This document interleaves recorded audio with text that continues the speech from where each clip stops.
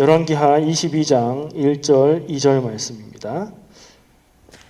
요시야가 왕 위에 오를 때에 나이가 8세라 예루살렘에서 31년간 다스리니라. 그의 어머니의 이름은 여디다요 보스갓 아다야의 딸이더라. 요시야가 여호와 보시기에 정직히 행하여 그의 조상 다윗의 모든 길로 행하고 좌우로 치우치지 아니하였더라. 아멘. 자, 오늘 읽은 말씀 누가 주인공일까? 주인공은 대체로 처음에 나오고요.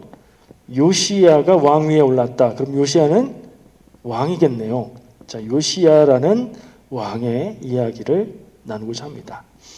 우리가 오늘 함께 읽은 본문 말씀은 책이 어디였죠? 열왕기하였어요. 열왕기서라는 책은 두 권으로 되어 있죠. 열왕기상이 있고 열왕기하가 있죠. 열왕기라는 그 책 제목의 뜻은 왕들의 이야기라는 거예요. 이스라엘이 다윗 왕 그리고 솔로몬 왕 때에는 12지파가 통일된 한 나라를 이루었습니다. 그러다가 솔로몬 이후에 솔로몬 다음 때부터 나라가 분열이 됩니다. 여로보암이 통치하게 되는 북이스라엘과 르호보암이 통치하게 되는 남유다, 이렇게 나라가 나누어지죠.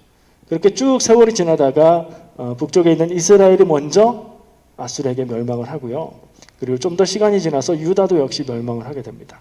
자, 제가 책의 이름이 뭔가요? 몇 장인가요? 이렇게 생각을 하는 이유는 오늘 하게 될 이야기의 배경이 어떤 상황인가를 파악하고 나누는 것이 좋겠다 생각하기 때문이에요. 열왕기 상과 하가 있는데 열왕기 하는 지금 오늘 본 말씀 22장이고요. 25장까지 있습니다. 왕들의 이야기인데 책 두 권 중에 25장 중에 22장이면 얘기가 끝나가는 무렵인 거예요. 그게 결국엔 무슨 뜻일까요? 오늘 요시야 왕 이야기를 하고 있는데 앞으로 왕들이 더 많지 않겠구나. 별로 많이 남지 않았겠구나. 23, 24, 25 세 장 지나면 유다가 멸망하고 유다 왕국은 끝나는 역사겠구나. 이걸 우리가 생각하고 요시야 왕을 바라보는 게 그 의미를 명확하게 밝힐 수 있는 것 같아요. 이 요시야 왕은요, 유다 왕국의 16대 왕입니다. 유다 왕국은 아까 얘기한 대로 다윗 왕조의 정통성을 계승한 예루살렘에 수도를 두고 있는 르호보암부터 분열 왕국이 시작돼서 시드기야 왕까지 20대 왕을 거쳐서 망하게 되는 그런 나라예요. 그 중에 20대 왕 중에 이 요시야 왕은 몇 대라고 그랬죠, 제가? 16대 왕. 역사가 많이 남지 않은 거예요. 그때 요시야 왕은 어떻게 통치를 했고 다스렸고 무엇을 했는가? 그것을 우리가 좀 볼 필요가 있고 요시야 왕이 무엇을 어떻게 해서 역사가 어떻게 됐는가? 그걸 바라볼 필요가 있습니다. 이 요시야 왕은 오늘 읽은 말씀 기억해 보시면 선한 왕이라고, 다윗의 길을 따랐다고, 그리고 좌우로 치우치지 않았다고 아주 이 열왕기 하의 저자가 칭찬하고 있는 그런 사람이에요. 사실 북이스라엘, 북쪽 왕국의 왕들은 그런 칭찬받은 왕이 거의 없습니다. 북이스라엘은 왕이 19명인데 다 나쁜 왕이다 이렇게 생각해도 틀리지 않을 거예요. 근데 남유다는 그래도 정통성이 남아 있었는지 간혹 대체로 우상숭배하고 죄짓고 막 그런 평가를 받아요. 근데 가끔씩 하나님의 뜻에 맞고 선한 왕이고 다윗의 길을 따라 행했다는 왕들이 가끔씩 나옵니다. 몇 명 있어요. 몇 명 있는데 그 중에서도 더 괜찮은 왕들이 3명 꼽힙니다.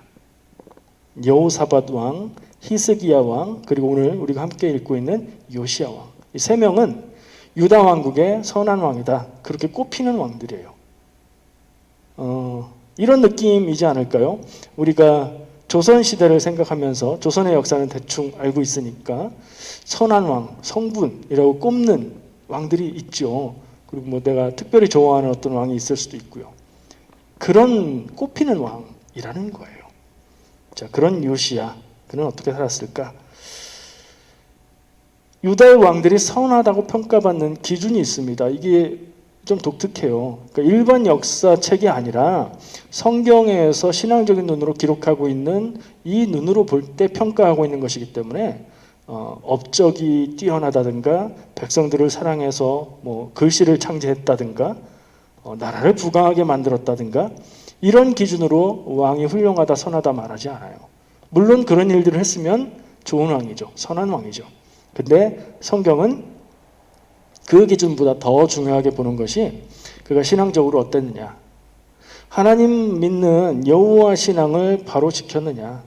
더 구체적으로 말하면 하나님이 이스라엘 백성을 선택하셔서 자기들의 백성을 삼으시고 그들을 복주겠다고 약속하시면서 나의 백성으로 살아라 라고 주셨던 축복의 언약 그 길을 따라서 살았는가 그리고 그렇게 통치했는가 그렇지 않은가로 나눠보는 거예요. 구체적으로 어떤 일들을 했을까요? 그런 사람들은. 그러니까 그런 눈으로 볼 때 선한 왕이다 라고 말하는 사람들이 한결같이 하는 일이 있어요. 왕위에 올라서 업적으로 꼽는 일이 일단 우상 숭배를 폐합니다. 저는 예전에는 이게 굉장히 이상하다고 생각했어요. 하나님이 인도하셔서 하나님의 백성으로 나라를 만들었는데 그 나라가 사사기를 지나면서 사사기 때도 보면 잘 안 믿는 것 같아요. 우상 숭배 막 하고 그러죠. 왕국 시대로 가서도 보면 계속 우상 숭배 이야기가 나옵니다. 그러니까 우상 숭배를 안 하다가 어쩌다 우상 숭배를 하는 게 아니라 우상 숭배를 하는 게 기본, 베이직이에요. 악한 상태가 기본이란 말이에요. 하나님의 백성인데. 그러다가 가끔 제자리를 찾는 왕들이 나와서 그들이 우상 숭배를 철폐합니다. 이미 이전에 깔려 있었던 우상 숭배를 철폐하고 우상의 신상들을 파괴합니다. 그런 얘기가 성경에 거의 비슷한 패턴으로 반복돼요. 그 왕들의 평가에 있어서. 근데 요시야는 거기에 덧붙여서 신상을 파괴하는 신상을 찍는다라고 표현하는데 목상, 나무로 만든 신상을 찍어서 파괴한 것을 얘기하는데 이 요시야는 그냥 그 정도가 아니라 다 태워버리고 가루를 내서 뿌려버리고 이렇게 아주 없애버리는 조금 더 강한 그런 종교개혁이라고 얘기할 수 있죠. 그런 일들을 하는 것을 기록하고 있고요. 오늘 읽은 1절, 2절 말씀의 평가에 있어서도 다윗의 길을 따랐다라는 말을 넘어서 좌우로 치우치지 않았다. 좌우로 치우치지 않았다는 말은 뭐예요? 왼쪽으로 쏠리거나 오른쪽으로 쏠리거나 그러지 않고 한쪽으로 쏠리지 않고 균형을 잘 잡고 하나님의 길을 잘 갔다. 그런 평가거든요. 요시야 왕은 그런 평가를 받고 있습니다. 그러면은 면을 생각해 볼 때 선한 왕의 기준이 되는 다윗 이후에 가장 하나님의 마음에 맞는 왕이 아니었을까? 이런 생각도 해봅니다. 개인적인 평가예요. 근데 아까 얘기했죠. 제일 처음에 얘기했던 대로 유다의 역사의 흐름이 있었습니다. 요시야가 16대 왕, 앞으로 20대 왕까지 가면 역사가 끝나는 거예요. 따져보니까 요시야 이후에 4명의 왕들이 시대가 지나고 한 명은 11년, 한 명은 3개월, 한 명은 11년, 한 명은 3개월 뭐 요 정도 기간이에요. 기간으로 따지면 22년. 요시야 왕 이후에 22년이 지나서 유다 왕국은 멸망하게 됩니다. 그러니까 요시야가 이런 종교개혁들을 하고 여러 가지 면에서 나라를 하나님 앞에 바로 세우고 잘했는데 결국엔 어떻게 됐어요? 유다 왕국이 멸망한 거예요. 이게 저에게 굉장히 어려운 문제로 다가왔습니다. 오늘 본문 말씀을 선정하고 읽고 묵상하는데 와, 하나님의 말씀을 따르고 우상을 철폐하고 그렇게 나라를 하나님 앞에 바로 세우려고 노력했더니 복되고 부강해지고 망할 나라였는데 구원받아서 멸망을 벗어나게 되고 이랬습니다. 이러면 얼마나 좋겠어요. 그렇지가 않았다는 게 저의 고민이었습니다. 요시야가 하나님 앞에 선한 왕인 게 분명해요. 그리고 하나님의 뜻을 따른 게 분명합니다. 그럼에도 불구하고 왕 한 명의 노력으로 역사의 흐름을 바꿀 수는 없었다. 여러 가지로 생각할 수 있을 것 같아요.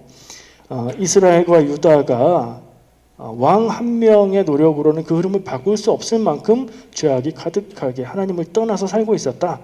이렇게 생각할 수도 있겠고요. 하여튼 명확하지 않은 좀 마음이 복잡해지는 그런 생각들을 해보게 됐습니다. 요시야 왕은 그렇게 살았어요. 요시야 왕을 생각하다가 저는 우리나라의 역사를 돌아봤습니다. 제가 아까 얼핏 얘기했죠.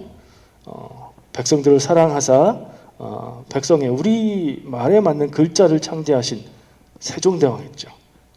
대왕이라고 누구나 다 대왕이라고 부르는 분이에요. 조선시대에 세종대왕과 비견될 만한, 보는 사람마다 조금 다를 수는 있겠지만 일반적으로 거의 세종대왕과 동급, 그리고 그의 천재성에 있어서도 거의 동급이라고 봐주는 왕이 있어요. 그 왕의 조선시대 역사의 흐름을 볼 때 그 왕도 거의 이제 끝나갈 무렵의 후반의 왕이었어요. 누구 얘기하는 걸까요? 정조입니다. 정조를 대왕이라고 부르기도 합니다. 그리고 제가 쭉 살펴보고 이야기를 봤는데 왕으로서 신하들에게 강의를 하기도 했고, 유교에 대해서, 그리고 자기의 글을 모아서 문집을 만들기도 했고, 그림과 예술에도 능했고 과학에도 능했고, 거의 세종대왕이에요. 그런 정조를 떠올렸어요. 조선시대의 역사는 500여 년간 지속되고 망했죠. 우리가 그렇게 알고 있는 우리 대한민국 이전의 왕조 나라죠. 대한민국의 역사는 어떻게 시작했죠? 우리가 다 아는, 대한민국은 일본이 전쟁에 항복하면서 일본에게서 독립하게 됐는데 나라가 둘로 갈라지고 아프고 슬프고 괴로운 역사들, 전쟁을 거치고 이런 역사가 지속되어 왔죠. 이 대한민국의 시작의 아픈 역사의 뿌리가 어디 있는가 저는 생각해 봤을 때 조선 후기에 나라의 기운이 기울어가는 그 모습이 계속해서 영향을 줬겠다 하는 생각을 해요. 무슨 생각을 한 거냐면, 조선 후기에 나라는 쇄국 정책을 택했죠. 나라의 문을 닫았어요. 근데 그때 세계의 정세가 어땠냐면 서양과 아시아가 교통하면서 무역하면서 문물을 교류화했죠. 조선은 중국과 일본 사이에 끼어서 보호막이 있기도 했는데 문을 닫았어요. 문물 교류를 안 했어요. 세계가 어떻게 돌아가는지 몰랐어요. 문을 닫고 있었는데 일본은 그때 문을 활짝 열었죠.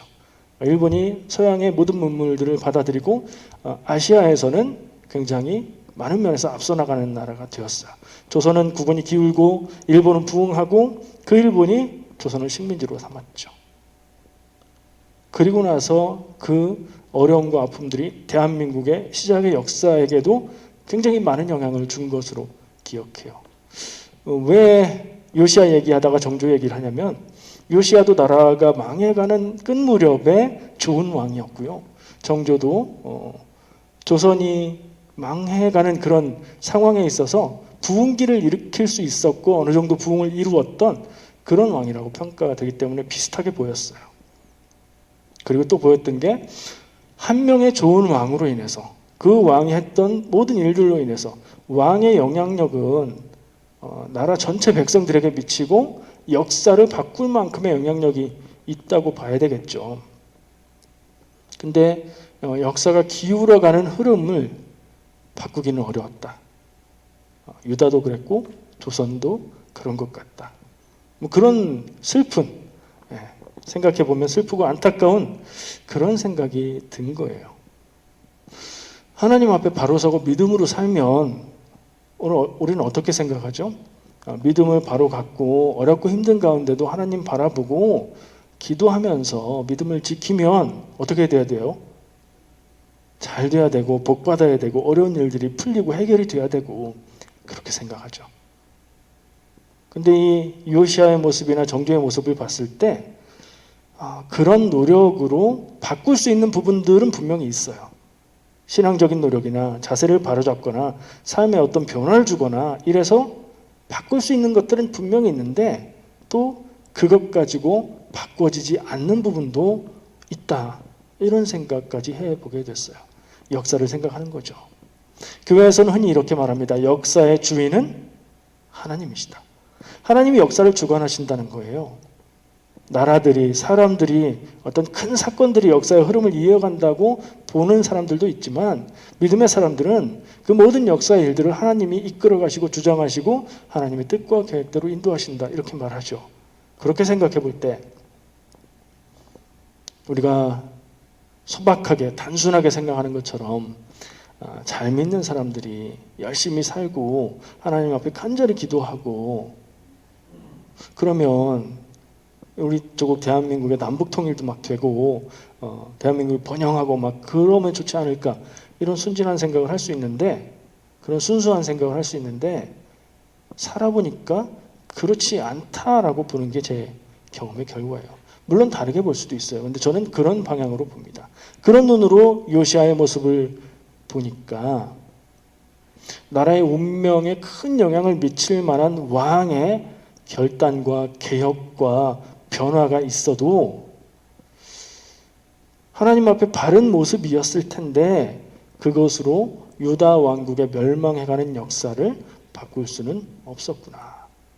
그러면 믿음으로 바로 선다는 것, 개인으로 봤을 때 믿음으로 바로 서고 바로 산다는 것, 그것이 우리의 삶에 어떤 영향을 미치는 걸까 하는 고민까지 해보게 됐어요. 여러분 어떻게 생각하십니까? 제가 현실을 이야기하면서 간절히 기도해도 여러분 응답 받습니까? 뭐 이렇게 얘기하면 되게 속상하죠. 그런데 하나님은 응답하시고 하나님이 답을 주시고 풀어주실 때도 있지만 우리가 원하는 대로 되지 않을 때도 있잖아요. 그럼 그거 어떻게 받아들여야 될까요? 우리 기도가 부족했어. 우리의 믿음이 아직도 순수하지 않아. 뭐 이렇게 생각하고 넘어가면 될까요? 사람이 다 이해할 수 없고 사람이 다 알 수 없고 사람이 다 납득할 수 없는 하나님의 뜻이 있구나. 역사의 주인은 분명히 하나님이신데 하나님이 역사를 이끌어 가실 때에 우리가 다 받아들일 수 없는 일들도 생겨나고 우리가 원하는 대로 다 되는 게 아니구나. 저는 그렇게 생각합니다. 우리가 다 알지는 못한다. 그러나 우리가 믿는 것은 무엇인가? 하나님이 역사를 주장하시고 인도하시는 것은 하나님의 뜻이고 그것은 맞는 결과, 좋은 결과, 하나님의 뜻대로 이루어지는 결과로 간다. 저는 이것을 믿습니다. 그것이 내가 기대하고 내가 바라는 것과 다를지라도 말이죠. 그러니까 하나님의 뜻과 내가 원하는 것과 이거를 분리해서 생각할 필요가 있는 거예요. 그것을 똑같이 나 개인의 삶에 적용해 봐야 되는 거죠. 어렵고 힘들 때 풀리기를, 저 사람이 좀 변화되기를, 바뀌기를, 상황이 달라지기를, 문이 열려지기를 기도하는데 그렇게 되지 않을 수도 있다. 하나님이 응답하시지만 그렇게 응답하지 않을 수도 있다. 그 생각을 가져야 된다는 거죠. 그리고 실망할 것이 아니라 그 길이 내 기대와는 다를지라도 하나님이 내게 주신 길이라면 그것이 내게 가장 선한 길이다. 이 일이 어떻게 내 인생에 선한 열매를 가져올지는 내가 알 수 없지만 나는 믿는다. 하나님의 인도하심이니 이것이 선한 길이다. 이걸 믿어야 된다고 생각합니다. 믿음으로 살면 하나님이 다 축복해 주시고 좋은 걸 다 주신다. 이 믿음도 순수하고 좋은데 어린이 같은 믿음이고요. 믿음으로 살 때에 하나님이 좋은 길로 인도하시는데 내가 그 좋은 것을 다 이해 못할 수도 있다. 내 뜻과 다를 수도 있다. 내가 아무리 생각해도 이해가 안 되지만 그래도 이 길은 하나님이 주신 것이며 내게 선한 길이다. 하나님의 뜻대로 인도될 것이다. 라고 믿는 것이 믿음이 아닌가 생각을 하는 겁니다. 이 요시야 왕 때에 요시야 왕이 8살에 왕 됐다고 아까 기록이 있었죠. 요시야 왕 때에 요시야 왕에게 영향을 주었을 거라고 생각되는 사람들이 있어요. 많이 있겠죠. 어린 왕이니까. 근데 그 당시에 활동했던 선지자, 예언자들이 한 4명 되는데 그 중에 예레미야 그리고 스바냐 이런 사람들은 이 요시야 왕과 가까이 지내면서 하나님의 말씀을 전하고 그 뜻을 따르도록 영향을 준 것 같아요. 그렇게 짐작이 됩니다. 근데 또 생각해 볼 수 있어요. 요시야 왕은 일단 그 인생, 그 왕의 통치는 하나님의 뜻대로 잘 갔어요. 그리고 지금 생각해 본 대로 예레미야나 스바냐의 그 말씀을 잘 듣고 따랐다면 하나님의 말씀을 듣고 따른 거죠. 근데 생각해 보면 모든 왕들이 당시에 활동했던 하나님의 선지자가 있었는데 그 말을 들었느냐 물어보면 아니라는 걸 알 수 있어요. 대표적인 경우가 북이스라엘의 아합 왕이죠. 아합 왕 때 활동했던 선지자 누군지 아세요? 굉장히 유명한 사람이에요. 하늘에서 막 불 내려오고 막 수백 명의 다른 우상을 섬기는 선지자들과 대결하고 막 이랬던 사람. 엘리야죠, 엘리야. 가장 악한 것으로 평가받는 아합, 그리고 그의 아내 이세벨. 굉장히 유명하잖아요. 그 시대에 가장 위대한 하나님의 선지자가 활동을 했어요. 그러니까 맞는 말, 정답, 하나님의 뜻을 들려준다고 해서 다 그것을 듣는 게 아니라는 말이에요. 여러분들 아시죠? 집에서 아무리 얘기를 해도, 맞는 말을 아무리 알려줘도, 친절하게도 얘기하고 따끔하게 얘기를 해도 안 듣잖아요. 그죠? 안 들으면 소용없는 거예요. 하나님의 말씀이 그대로 전해져도 안 들으면 소용없는 거예요. 왕들이 많이 있었지만 안 들었단 말이에요. 무슨 얘기를 하는 거냐면, 요시야는 하나님의 말씀을 듣고, 선지자들이 전해주시는 하나님의 말씀을 듣고 그 하나님의 뜻에 순종하기로 선택했다는 얘기를 하고 싶은 거예요. 역사 얘기를 막 한참 하다가 이제는 개인의 선택. 요시야라는 사람이 어떻게 그렇게 하나님에게 맞는 왕이 될 수 있었을까? 그는 하나님의 말씀을 전해 들었고 자기가 그 하나님의 뜻에 따라 살기로 선택했겠구나 하는 생각을 합니다. 많이 들어보신 얘기일 텐데, 인생을 영어 알파벳으로 표현하는 거 있죠. 인생은 B와 D 사이에 있는 C다. 많이 들어보셨죠? 근데 갑자기 들으니까 뭔 얘기인지, 무슨 얘기인지 아시는 분? 인생은 B와 D 사이에 있는 C다. 알파벳으로 시작하는 단어로 얘기하잖아요. 인생은 birth, 태어남과 death, 죽음 사이에 있는 C는 뭐예요? choice다. 그렇게 얘기하죠. 사람은 태어나고 죽게 돼 있는데 인생의 본질은 뭐냐? 선택이라는 거예요.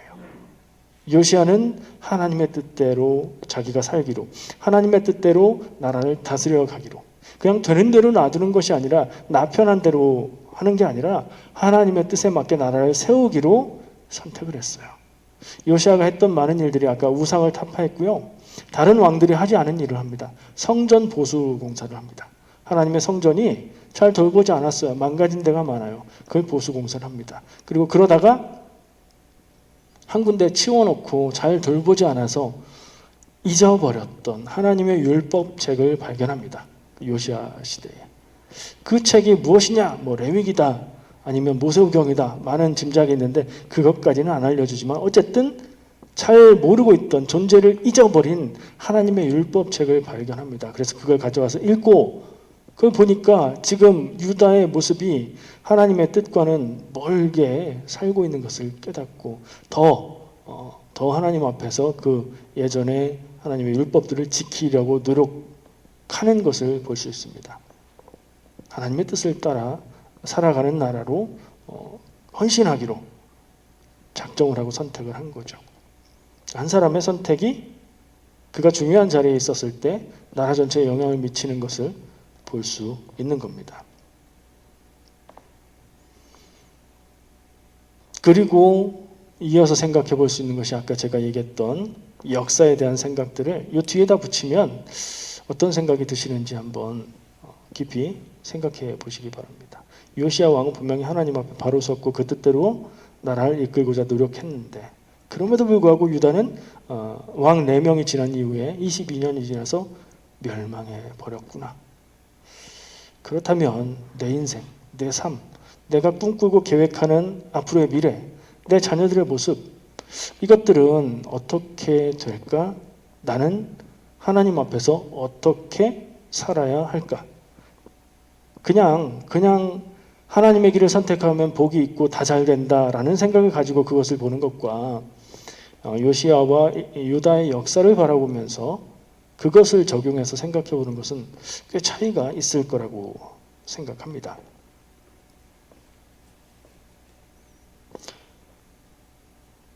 이 말씀을 저는 성경 말씀에서 예레미야, 아까 이 요시야 왕에게 영향을 줬을 거라고 생각되는 선지자 예레미야죠. 예레미야 말씀에서 그리고 이사야 말씀에서 바울이 기록한 말씀에서 공통되는 한 가지 이야기를 발견했어요. 여기 아까 우리가 처음에 찬양드렸던 주는 토기장이 나는 진흙. 토기장이 비유입니다. 성경에서 아주 유명하게 여러 번 반복돼서 여러 사람들이 사용했던 비유예요. 토기장의 비유의 얘기가 뭐냐면 토기장이는 우리식 표현으로 쉽게 바꾸면 도자기 굽는 사람이에요. 도자기 굽는 사람이 흙을 가져다가 도자기를 만들어야죠. 근데 어떤 도자기, 어떤 그릇을 만들지는 그 사람의 머릿속과 생각과 의지에 달린 거죠. 성경에서 말씀하는 건 뭐냐면 그 얘기를 하면서 토기장이가 진흙으로 어떤 그릇을 만들든지 진흙은 거기에 대해서 말할 수 없다. 그것은 전적으로 토기장이의 의지에 달린 것이다. 토기장은 누구예요? 하나님. 하나님이 역사를 가지고 인생을 가지고 무엇을 어떻게 하실지는 하나님의 뜻이시고 우리는 진흙이다. 사실 진흙 정도는 아닌 것 같아요. 진흙은 생각 같은 거 못하잖아요. 혹시 모르죠. 진흙에 입강은 안 돼봤으니까. 말도 못하고 생각도 못하고 그럴 것 같긴 해요. 근데 우리는 말도 하고 생각도 하고 뭘 하고 하나님이 허용을 해주셨어요. 의지를 가지고 선택하고 행할 수 있는 자유를 많이 주셨어요. 그래서 진흙하고 입장은 좀 다른데 그럼에도 불구하고 3명이나 되는 이 사람들이 이 이야기를 하면서 말하고 싶은 것은 하나님의 뜻대로 인도하실 때 너희는 그것에 대해서 반대하거나 너희의 뜻대로 그것을 바꾸려고 하거나 이럴 수 있는 권리가 없다는 거죠. 하나님 앞에 하나님이 토기장이라면 너희들은 그냥 진흙 같은 거야. 하나님이 하시면 그냥 그렇게 되는 거야. 라는 얘기를 하는 거고요. 그 얘기를 왜 하냐면 하나님의 일하심에 대해서 다른 생각을 하고 다른 말을 하기 때문에 거기에 대해서 그 말을 하는 거겠죠.